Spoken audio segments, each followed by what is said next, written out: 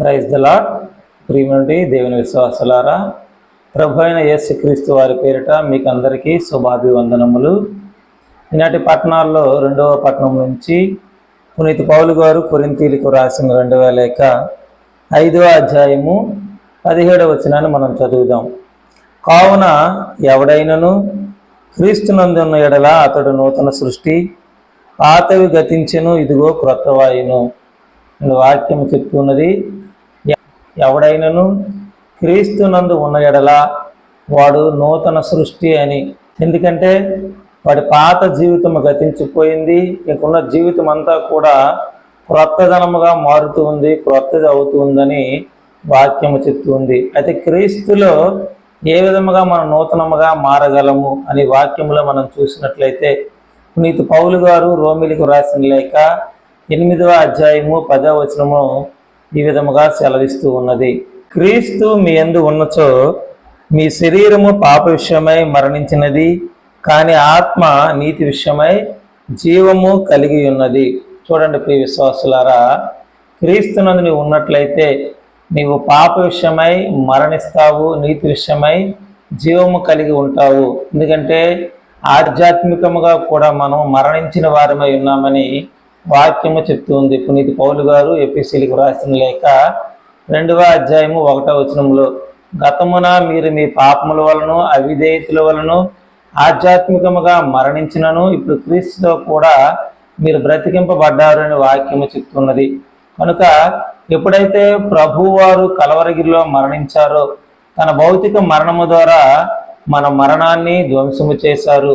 ఆధ్యాత్మికముగా మృతులై ఉన్న మనకు తన పునరుత్థానము ద్వారా జీవాన్ని వసగారు. ప్రియమైన దేవుని బిడ్డలారా, కనుక దేవుని బిడ్డ ఎవడైనా సరే వాడు క్రీస్తునందు ఉన్న ఎడల వాడు పాప విషయమై మరణించాడు అని వాక్యము చెప్తున్నది. కనుక పాప విషయమై మరణించిన మనము ఇంకా ఎన్నడను పాపములో పడిపోకూడదు, పాపం చేయకూడదు.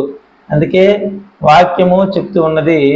యోహాను గారు రాసిన మొదటి లేఖ 3వ అధ్యాయము 9వ వచనము, దైవ ప్రకృతి అతని యందు ఇమిడి ఉండుట వలన దేవుని బిడ్డకు ఏ వ్యక్తియు పాప కృత్యములను కొనసాగింపడు. దేవుని బిడ్డ అగుట వలన అతడు పాపమును చేయజాలడు. చూడండి ప్రియ విశ్వాసులారా, క్రీస్తు యందు నీవు ఉన్నప్పుడు పాప విషయమై నీవు మరణించావు, నీతి విషయమై నువ్వు జీవము కలిగి ఉన్నావు అనే విశ్వాసముతో నీవు ఉన్నప్పుడు, నువ్వు దేవుని బిడ్డగా మారినప్పుడు నువ్వు ఎంత మాత్రముగా పాపము జోలికి పోనే పోవు. దేవుని బిడ్డని ఎవడు కూడా పాపాన్ని కొనసాగింపడని వాక్యము చెప్తున్నది. ప్రియమైన దేవుని బిడ్డలారా, కనుక ఈనాటి 2వ పట్టణంలో కూడా పౌలు గారు చెప్తూ ఉన్నారు, మానవులందరి కొరకై ఆయన ఒక్కడు మరణించాడు. కాబట్టి ఆయన మరణము అతని కొరకు కాదు, మానవులందరి కొరకు. ఆయన పునరుత్థానం వలన ఇంకా మానవుడు బ్రతకవలసినది దేవుని కొరకే బ్రతకాలి అని. అందుకే ఈనాడు వాక్యంలో మనం చూసినట్లయితే పునీత పౌలు గారు గలతీయులకు రాసిన లేఖ 2వ అధ్యాయము 10వ వచనంలో ఈ విధముగా సెలవిస్తూ ఉన్నారు, నేను కనుక ఇక జీవించినది నేను కాదు, క్రీస్తే నా యందు జీవించుచున్నాడు. నన్ను ప్రేమించి నా కొరకై ప్రాణత్యాగము చేసిన దేవుని పుత్రుని అందలి విశ్వాసము చేతనే ఇప్పుడు నేను శరీరం అందలి ఈ జీవితమును గడుపుచున్నాను అని పౌలు గారు చెప్తూ ఉన్నారు. క్రీస్తు మన అందరి కొరకు మరణించాడు, మన పాప స్వభావాన్ని మన్నించాడు. కాబట్టి ఇక మనం అంతమంది కూడా క్రీస్తు కొరకు జీవించాలి. ఎంత మాత్రము కూడా ఇంకా పాప స్వభావం వైపు మనము మరలకూడదు. ఎప్పుడైతే ప్రభు వారు కలవరగిరిలో మరణించారో అప్పుడు మన పాపములన్నీ కూడా క్షమింపబడ్డాయి. ఈనాడు చాలా మంది ఇంకును వారి వ్యసనాల్లో, వారి పాపములో, వారి దుర్నీతిలో జీవిస్తూ నా బ్రతికింతే, నేను ఇంతే, నా పాపములు ఎవరు మన్నించలేరని భ్రమలో బ్రతుకుతూ ఉన్నారు అని వాక్యం చెప్తున్నది. క్రీస్తు యందు విశ్వాసం నీలో ఉంటే నీ పాప స్వభావం అంతా కూడా సిలువ వేయబడి ఇప్పుడు నువ్వు నూతన వ్యక్తిగా మారుతూ ఉన్నావు. కాబట్టి ఆ విశ్వాసం నీలో ఉంటే మనం క్రీస్తును పోలి జీవించాలి. ప్రియమైన దేవుని బిడ్డలారా, అనేక మందిని క్రీస్తు దగ్గరకు నడిపించాలి. అయితే మనలో విశ్వాసం ఉండాలి. అందుకే ఈనాటి సువార్త పట్టణంలో ప్రభువారు ఒక దినాన శిష్యులతో కలిసి పడవ మీద సరస్సు దాటుతున్నప్పుడు, సరస్సు మధ్యలోనికి వచ్చినప్పుడు పెద్ద గాలి తుఫాను చెలరేగింది. చెలరేగినప్పుడు ఆ అలలకు, ఆ తుఫానుకు, ఆ వర్షానికి శిష్యులు భయపడి, అయ్యా మా ప్రాణాలు పోతూ ఉన్నాయి, మీకేమీ పట్టట్లేదు అన్నట్టుగా ప్రభువు వారిని పడవ వెనకాల తలగడ మీద నిద్రిస్తున్నట్టు ప్రభువు వారిని శిష్యులందరూ లేపుతూ ఉన్నారు.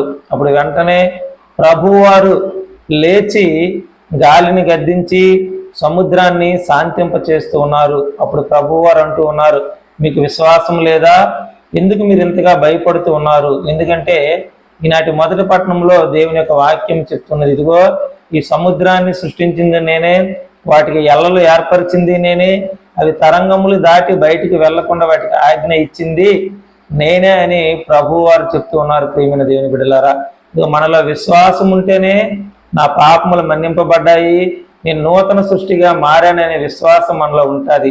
మనలో విశ్వాసం లేకపోతే ఇంకా ఆ భయము మనల్ని, ఈ లోక ఆశలు, ఈ లోక పాపములు ఇంకా మనల్ని పట్టి పీడిస్తూనే ఉంటాయి. ప్రియమైన దేవుని బిడ్డలారా, అటువంటి శిష్యులు ప్రభువుతో ఉన్నప్పటికీ కూడా వాళ్ళ విశ్వాసం లేకనే భయపడిపోతూ ఉన్నారు. కనుక ఈనాడు వాక్యం సెలవిస్తున్నట్లుగా ఎవరైతే క్రీస్తునందు ఉన్నారో వారి నూతన సృష్టి, వారి పాత పాపములన్నీ కూడా మన్నింపబడ్డాయి, వారి దేవునిలో క్రొత్తగా బ్రతుకుతూ ఉన్నారు. కనుక మనం ఇంకెంత మాత్రం పాపమును కొనసాగింపగా అనేక మందిని దేవుని దగ్గరకు నడిపించాలి. మన క్రొత్త జీవితంలో క్రీస్తుని పోలి మనం జీవించాలి. క్రీస్తు ఏ విధంగా అయితే ఈ లోకంలో దేవునితో ఉన్న సంబంధాన్ని కోల్పోయిన మానవుడిని మరలా దేవునితో సఖ్యత గలపడానికే ప్రభువారు ఈనాడు ఈ లోకానికి వచ్చారు. ఆనాడు ఆదిమ మానవుడు చేసిన తప్పిదాన్ని బట్టి మానవులందరూ కూడా పాపంలో బ్రతుకుతూ దేవునితో ఉన్న సంబంధాన్ని కోల్పోయారు. మరలా నూతన ఆదామనేటి క్రీస్తు ప్రభువారు ఈ లోకానికి వచ్చి తన మరణము ద్వారా మరలా దేవునితో మానవునికి సఖ్యతను కుదుర్చారని వాక్యము చెప్తున్నది. ప్రియమైన దేవుని బిడ్డలారా, కనుక మనము కూడా అనేక మంది నశించిపోయి ఈ లోకంలో పాడైపోతున్న వారందరినీ దేవునితో సఖ్యత మరలా కుదర్చాలి. ఎన్ని కష్టాలు వచ్చినా, ఎన్ని ఒడిదుడుకులు వచ్చినా మన విశ్వాసము సడలిపోక క్రీస్తుతో మనం జీవించినప్పుడు ఇది ఈ లోకంలో మనకు పాప భారాన్ని మరణింపచేసిన ప్రభువారు తన పునరుత్థానము ద్వారా మన మట్టి శరీరానికి కూడా జీవాన్నిచ్చి నిత్యమైన పరలోక రాజ్యం నుండి గొప్ప భాగ్యాన్ని దేవుడు మనకి ఇవ్వబోతూ ఉన్నారు. అటువంటి గొప్ప విశ్వాసాన్ని కలిగి మనం విశ్వాసంలో ముందుకు కొనసాగుదాం. ప్రభు కొద్ది మాటలు దీవించునుగాక. ఆమెన్. ప్రార్థన చేద్దాం. పరిశుద్ధుడా, మహోన్నతుడా, మహాగణుడా, మహాస్థితికి పాత్రుడా, నీకే వందనాలు, స్తోత్రాలు తండ్రి. నిన్న నేడు ఏకరీతిగా ఉన్నవాడా వందనాలు, మారిన దేవుడా, మార్పు చెందనివాడా స్తోత్రాలు. నిన్న ఈ కొద్ది మాటలు మా హృదయంలో నీరు కట్టి ఫలింప చేయండి. క్రీస్తునందు మేముండి నూతనముగా జీవించే జీవితాన్ని మాకు దయచేయమని, మహిమ ఘనత ప్రభావాలు ఇవే పొందుకోమని యేసు పరిశుద్ధ నామములో అడుగుతున్నాము తండ్రి. ఆమెన్. ప్రియా దేవుని విశ్వాసులారా, ఇంకెవరైనా క్రొత్తగా ఈ ఛానల్ని వీక్షిస్తున్నట్లయితే ఈ ఛానల్ని సబ్స్క్రైబ్ చేసుకునండి. ఇంకా అనేక మందికి షేర్ చేయండి. ఈ వాక్యం అనేక మందికి అందించబడి క్రీస్తులో ఎదిగే గొప్ప భాగ్యాన్ని అనేక మందికి దయచేయాలని ప్రభు పేరట నేను మిమ్మల్ని ఆహ్వానిస్తూ ఉన్నాను. పితా, పుత్ర, పరిశుద్ధాత్మ నామమున ఆమెన్.